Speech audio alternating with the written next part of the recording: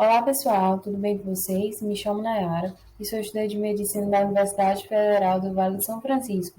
Hoje vou abordar sobre a segunda lei de Mendel. Se você não assistiu ainda a nossa aula anterior sobre a primeira lei de Mendel, volta lá no nosso canal e assiste. Se você ainda não é inscrito no nosso projeto GeniLocus, olha a descrição desse grupo e se inscreve para que você consiga receber nossos vídeos e questionários semanalmente. Então, hoje vamos abordar sobre o que é a segunda lei de Mendel, experimentos de Mendel associados à segunda lei e avaliação estatística, quadro de Punney, os esquemas de cálculo prático e as exceções à segunda lei. Então, o que é a segunda lei de Mendel? Ela também é conhecida como lei do hibridismo ou lei da segregação independente de fatores. Nela, Mendel observou a passagem hereditária de dois caracteres, fatores e alelos distintos e independentes, ou seja, Mendel observou características diferentes manifestadas de modo simultâneo em um mesmo experimento e realizou indagações analíticas em torno do padrão de herança, abrindo margem para o que futuramente irá ser chamado de gene. Para você entender a segunda lei de Mendel, é fundamental você entender o que é a linkagem, porque essa lei somente é válida para pares de cromossomos homólogos diferentes, ou seja, casos de linkagem são exceção à segunda lei de Mendel, porque linkagem é justamente genes ligados, né? Sendo então exceção a essa segunda lei. Nessa imagem, você consegue observar três pares de cromossomos. No primeiro par, o primeiro cromossomo carrega os alelos Azão, Bzão. E no segundo cromossomo do primeiro par, você consegue verificar os alelos Azinho, Bzinho. Com isso, você verifica que após a meiose, para a geração de gametas, não haverá uma separação de cromossomos independentes. Nos outros cromossomos dessa imagem, você vê pares de alelos em diferentes cromossomos homólogos, Azão, Azinho, Bzão, Bzinho, conseguindo diferenciar do linkage. Então, no linkage, os alelos Azão e Bzão serão ligados ao mesmo cromossomo, bem como o Azinho e Bzinho. Por isso, a gente fala que é um caso de linkage, porque os genes estão ligados. Já nos dois últimos pares, você observa que após a meiose, o segundo par de cromossomo formará dois cromossomos, um com alelo Azão, outro com alelo Azinho. Já o terceiro par formarão cromossomos Bzão e Bzinho. Nesses dois últimos pares de cromossomos, você consegue observar justamente a segunda lei de Mendel e observar que para a formação da célula 2N você precisa da combinação aleatória. Então, quais são os experimentos de Mendel associados à segunda lei? São bem semelhantes, né, os experimentos da primeira e da segunda lei, e na segunda lei foi realizada uma análise das mesmas características das ervilhas, mas agora de forma simultânea, né, com a visão mais ampla acerca da determinação de modo como se herda características, fomentou também estudos mais avançados no âmbito genético, né, e Mendel determinou a utilização de duas plantas de ervilhas puras homozigotas para duas características. A primeira planta era uma ervilha de cor amarela, que ela é representada pelo alelo Vzão, e com a textura lisa, então amarela e lisa. Lisa é representada pelo alelo Rzão. Então, o genótipo dessa planta amarela e lisa é Vzão, Vzão, Rzão, Rzão, já que a planta é 2N e é pura homozigota. Já a segunda planta, ele selecionou outras qualidades, que foi uma ervilha de cor verde e textura rugosa. A cor verde é representada pelo alelo Vzinho e a textura rugosa é Rzinho. Assim, tem-se Vzinho, Vzinho, Rzinho, Rzinho, como uma ervilha verde e rugosa. Então, pelo mesmo motivo do primeiro grupo, após essa seleção qualitativa, houve a percepção de quais tipos de gametas seriam formados a partir dessas duas plantas. A primeira originou 100% de gametas sendo Vzão, Rzão, e a segunda gerou 100% de gametas Vzinho, Rzinho. Com a união desses gametas com a fecundação, gerou-se 100% da prole, geração F1, com o genótipo Vzão, Vzinho, Rzão, Rzinho. Então, decora aí, lembra aí, salva aí na sua cabecinha, que a cor amarela é Vzão, lisa é Rzão, verde Vzinho e rugosa é Rzinho.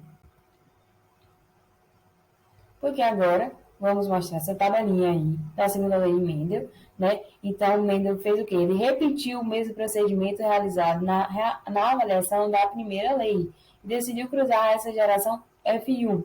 O resultado foi uma análise fenotípica, onde ele encontrou ervilhas amarelas e lisas com 9 indivíduos, né? Ervilhas amarelas e rugosas, 3 indivíduos, verdes e lisas, 3 indivíduos, verdes e rugosas, 1 indivíduo. Por quê? Ele teve a geração P, né? Geração F1 e fez a geração F2, que é justamente a segunda lei, com a proporção fenotípica 9 para 3 para 3 para 1, que ele cruzou Vzão Vzinho, Rzão Rzinho com Vzão Vzinho, Rzão Rzinho. Essas ervilhas que apresentaram-se amarelas e lisas, elas precisam ter um Vzão e um Rzão, podendo ser Vzão, Vzão, Rzão, Rzão, ou Vzão, Vzinho, Rzão, Rzinho, Vzão, Vzão, Rzão, Rzão, Vzão, Vzinho, Rzão, Rzinho, tendo um Vzão e um Rzão, certo? Para ser amarela e rugosa, ela precisa ter um Vzão e rugosa tem que ter Rzinho, Rzinho. Então, ela pode ser Vzão, Vzão, Rzinho, Rzinho, Vzão, Vzinho, Rzinho, Rzinho.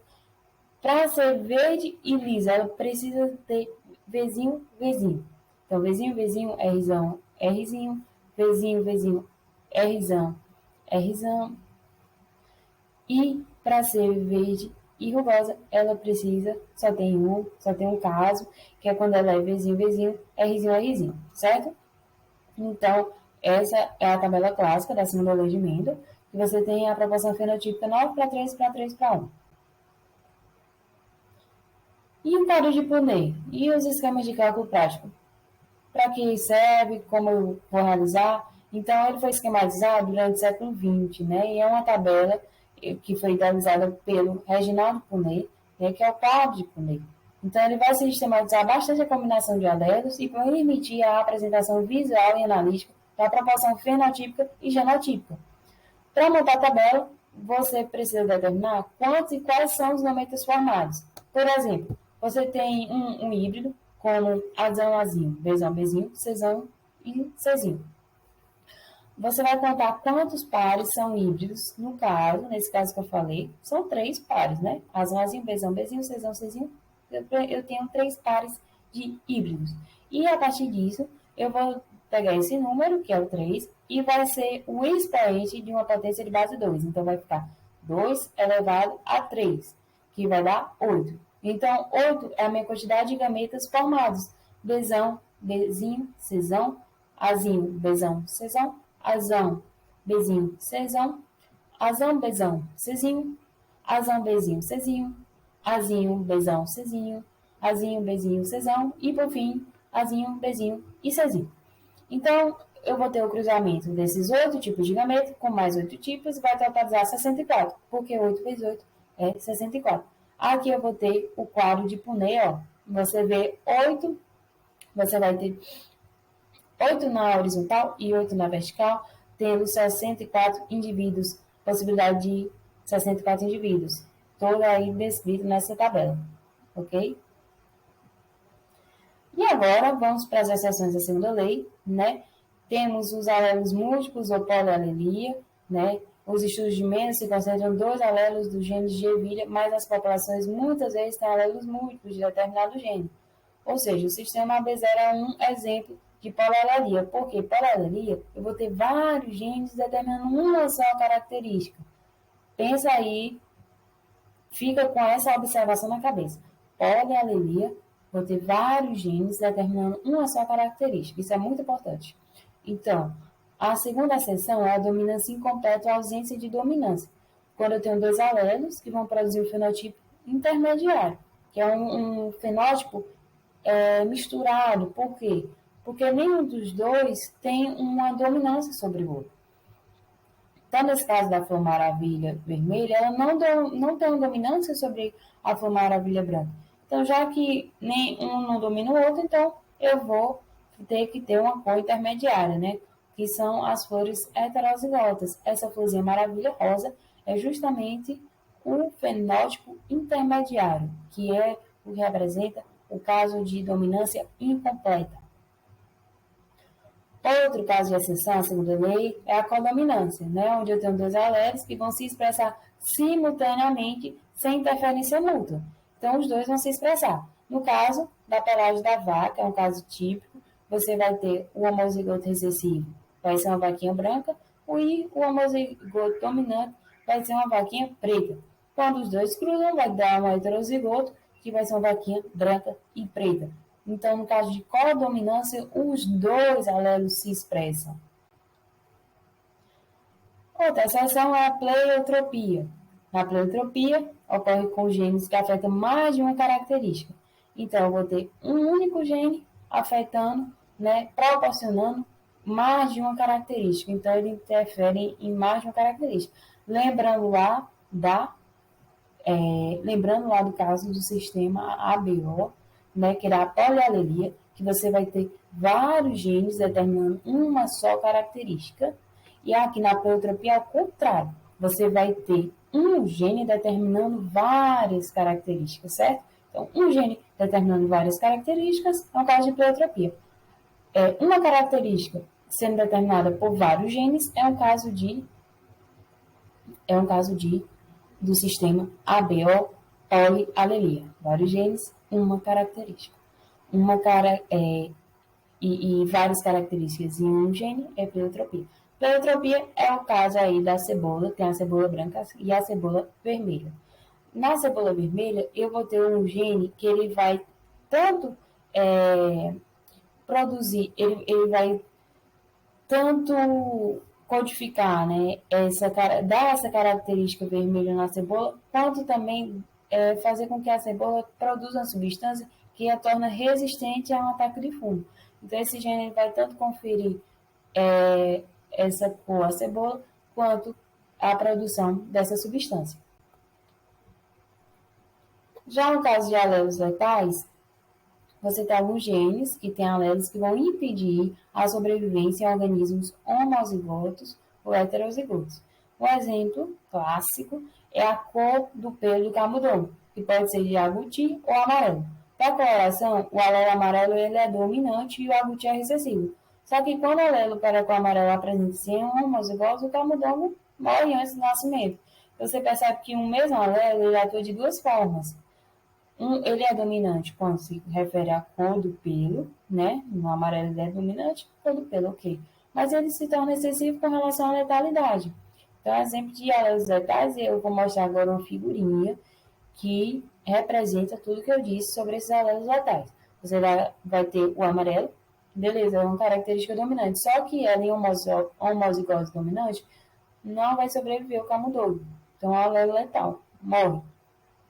Já ela precisa estar em heterozigose para manifestar a sua característica, né? Porque o homozigose morre antes do nascimento. E o agouti é o recessivo, né? Outra exceção à segunda lei é justamente a herança ligada ao sexo. Então, são heranças relacionadas com o cromossomo X. Né? Você vai ter padrões de herança diferentes dos genes em cromossomos autossômicos não sexuais.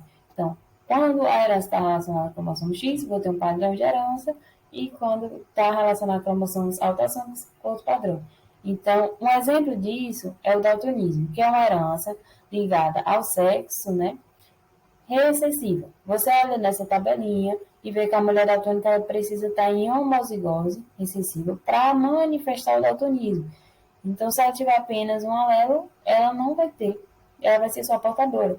Já o homem não, ele tem a maior chance. Então, homens daltônicos, eles são mais frequentes na sociedade, porque o homem basta ter um alelo recessivo que vai manifestar a característica de daltonismo. Né? XDzinho, Y. A mulher precisa de XDzinho, XDzinho. Então, pessoal, a nossa aula de hoje falando sobre o que é a segunda lei de Mendel, sobre o código de Punnett, os experimentos de Mendel associados à segunda lei, as exceções à segunda lei e como essa aplicabilidade. Essas foram as referências e obrigado por assistir essa aula. Se liga lá na descrição desse vídeo e faz o questionário, porque o nosso próximo vídeo é sobre a resolução e o comentário desse questionário. Então, obrigado, galera, e até a próxima.